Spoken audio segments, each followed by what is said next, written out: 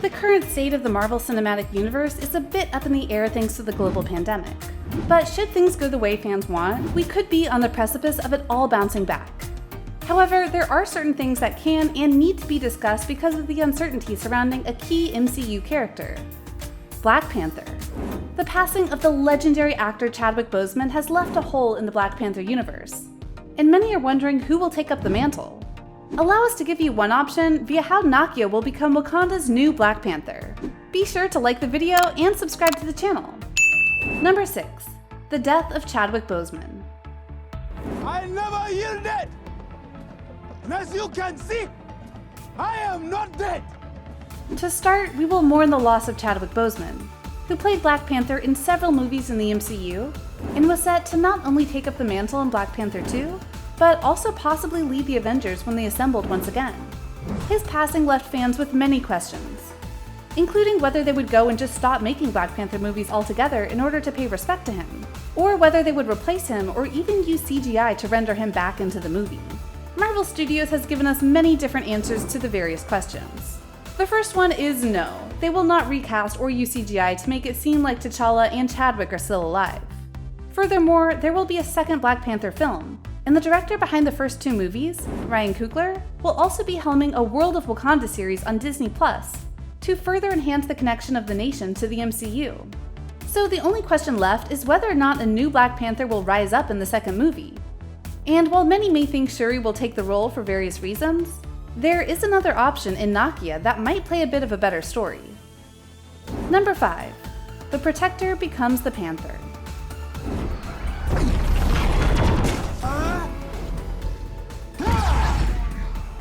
Given the film's robust cast, it would be easy to forget that Nakia was more than T'Challa's girl who had the power to make him freeze. But in truth, she was one of the most important players in not just Wakanda, but the overall story of Black Panther as a whole. For example, she was a war dog, a group of Wakanda warriors who were sent out on missions all over the world to ensure that the safety of Wakanda was kept, and that their enemies were not allowed to get stronger. But she was also a humanitarian. She was someone who saw the damage that was being done by the world at large, and wanted to change things, and thus went off on her own at times to go help the oppressed, even if Wakanda and its leaders wouldn't do the same. By the end of the Black Panther movie, Nakia was asked by T'Challa to not just stay with him and presumably become his queen, but also to go and oversee the various humanitarian efforts that Wakanda, under T'Challa, was going to oversee and ensure were done. So her story was still one that needed to be told on a grander scale, and with T'Challa gone, they could make it that as the now former queen, she has the right to go and use the Black Panther mantle to go and ensure the peace that T'Challa wanted all around the world. It would be a good story, and one that could free up another character to have a different story. Number 4. Shuri's path as queen. Who wishes to challenge for the throne?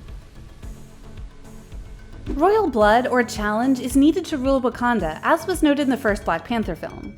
Shuri is the only member of T'Challa's family left who can rule. And in the challenge scene, we saw that she was indeed someone who could challenge for the crown. Now though, it is her right to be queen, and thus to be the ruler her brother was, if not a better one. It's not specifically stated that the Black Panther has to be the ruler, it's just implied.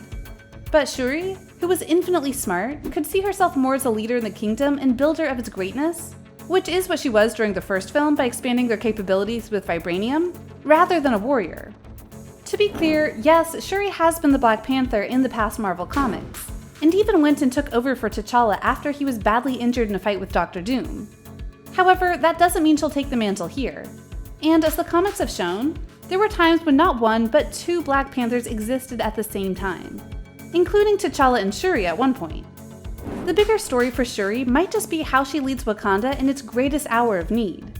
Her brother was a beloved leader, and she would want to live up to his legacy and continue his will, but she would also want to keep using her mind to better her own nation. So with Nakia as Black Panther, we could have a greater story of Shuri's time as a queen versus her being a leader and a warrior, which was essentially T'Challa's story in the first film. Though there is another way it could go down. Number 3. Shuri versus Nakia. You'll never be a true king. Here's the thing. While it's true that T'Challa was born to be a king and was even trained in various martial arts and brought to various schools in order to learn the ways of the world and beyond, Shuri, to our knowledge at least, hasn't. Yes, she is a fighter and even made special fighter gauntlets to help take down the Killmonger in the movie, but she hasn't had the training and worldly experience that T'Challa has. They even implied that she hasn't been out of Wakanda at all until the end of the first film. However, with Nakia, that isn't the case at all. As noted, she's a war dog and has been all over the world, done various undercover missions, and learned the ways of various cultures. This is why she was so adamant about Wakanda going and helping out other nations, because she knew their pain and suffering. So thus, when the time comes to determine the Black Panther mantle, Shuri may have the chance to take it by birthright, but Nakia has a challenge to it as well. Don't forget, she was the chosen warrior from one of the other Wakanda tribes, and thus has the ability to fight for it, but declined because of T'Challa's respect in the nation. It could be that the two have different notions about what it means to be the Black Panther and lead Wakanda, and so Black Panther 2 could divide the two and have them work out their differences as new threats come along and try to destabilize the nation as a whole. Some would argue that this is a waste of characters, but these are two of the most important women in T'Challa's life, and both have their own stories that can be told with him gone. And each have a different view of the world, so this could be a compelling story overall. Number 2. No new Black Panther?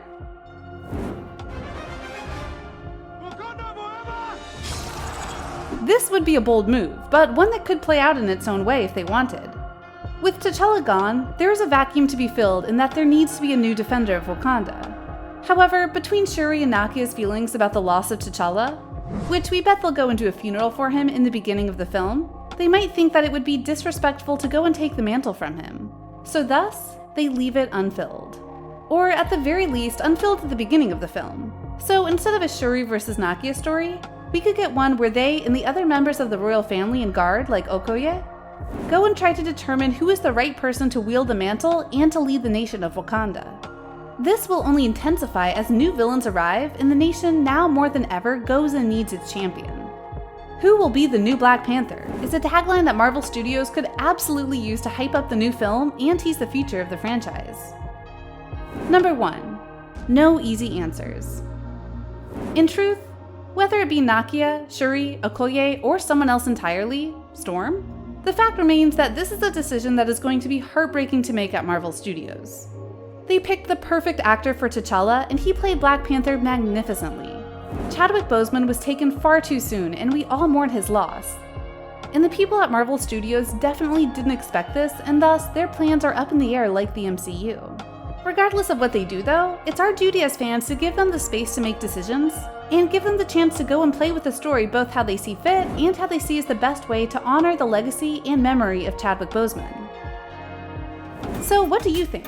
What do you think of this look at Nakia and how she might be the one to take the mantle of Black Panther, now that T'Challa has passed on to the next realm? Do you think the MCU will go and put Nakia in the Panther habit? Will they give it to Shuri instead? Or are they just going to go and leave the habit alone? Let us know in the comments below, be sure to subscribe, and we'll see you next time on the channel.